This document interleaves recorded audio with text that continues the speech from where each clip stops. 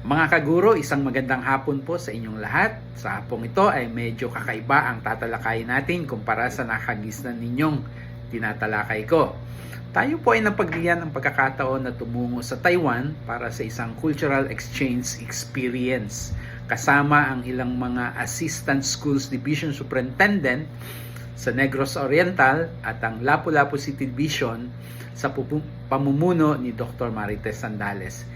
Ito pong mga vlog na mapapanood ninyo ay ginawa ko pong series sapagkat napakarami po naming activities at kulang ang isang video lamang.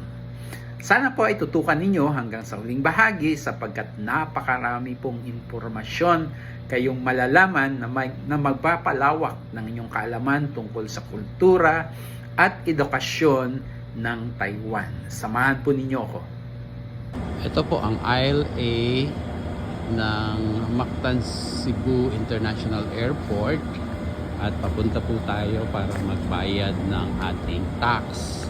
Meron din po sa aisle D pero sarado pa siya ngayon kaya dito tayo sa SO1, SO2, SO3, SO4. It's almost 8 o'clock in the morning so silang bukas kaya dito tayo magbabayad.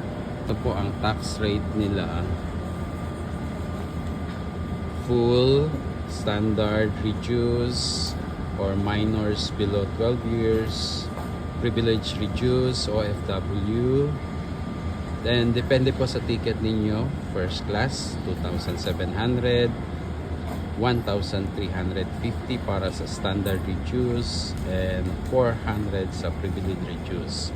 Pero kung economy ang ticket po ninyo ay mas mababa po, 1,620 for full, 810 for standard reduce and 300 pesos for privilege reduce.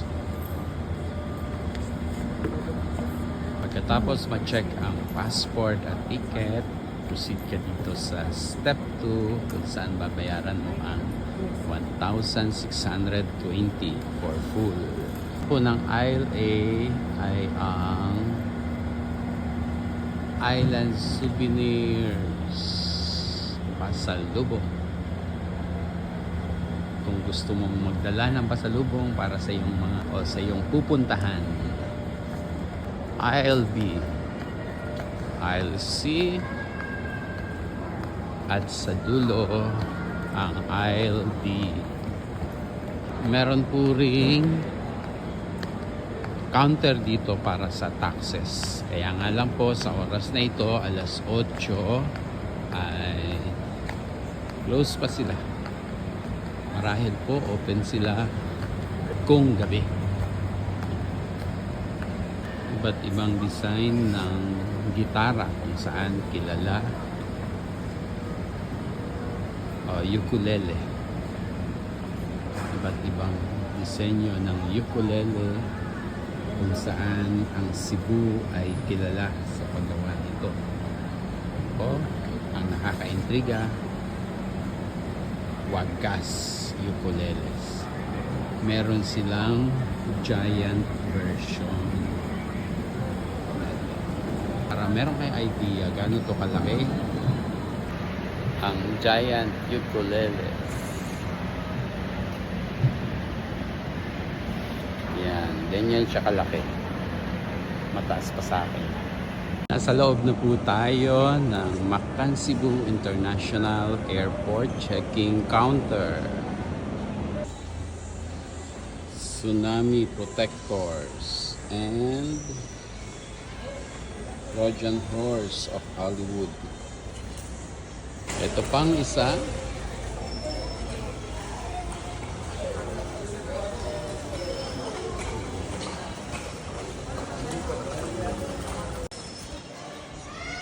Isa ito sa mga wood sculpture na makikita mo sa Mactan Cebu International Airport.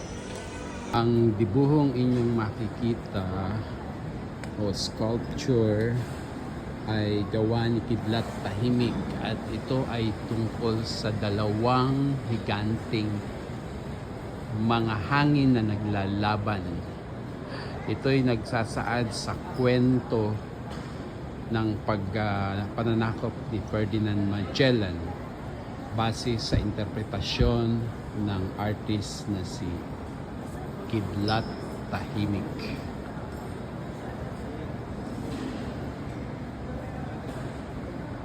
Okay, nasa loob na po tayo ngayon ng waiting lounge para sa boarding natin mamaya.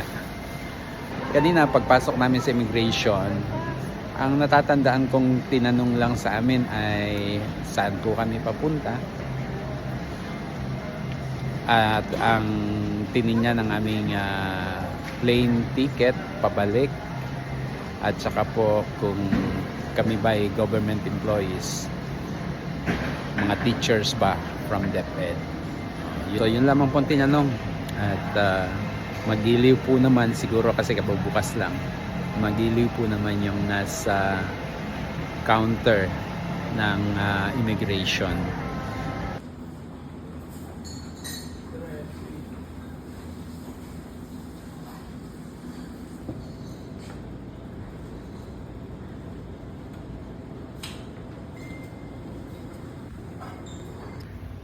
Medyo maganda tong lounge nila kasi merong upuan na medyo private. Nakikita mo lang yung kaharap mo, pero yung nasa tagiliran mo hindi mo makikita. Merong ilaw. Ito yung switch para kung gusto mong magbasa. Yan. Tapos nasa kabila ang charging port. Meron dalawang slot para sa 220 at meron din para sa USB. Ibang ganda. Ayan, boarding na kami. Pero naiwan ako kasi zone 5 ako. Ang tinatanggap nila ay zone 3 pa. Yung mga naka-blue ng jacket, taga DepEd yan, puntang Taiwan. Starlux Express.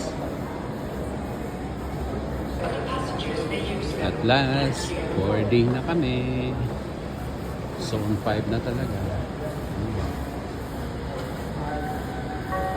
Yan ang aming zone.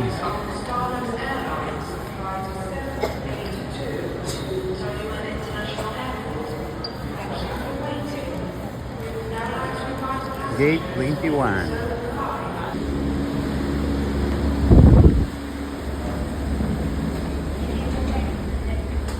Inside the hub, boarding the Starlux.